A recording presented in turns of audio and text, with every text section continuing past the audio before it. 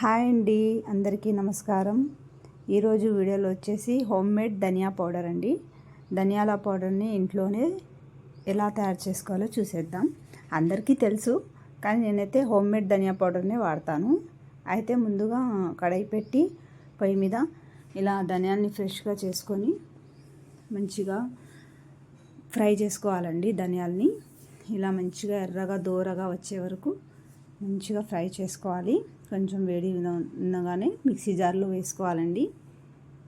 మంచిగా మెత్తగా పౌడర్ చేసుకోవాలి.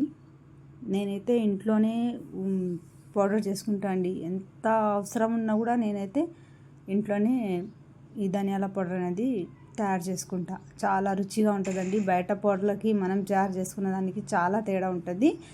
వీడియో నచ్చితే లైక్ చేయండి, షేర్ చేయండి. Thanks for watching.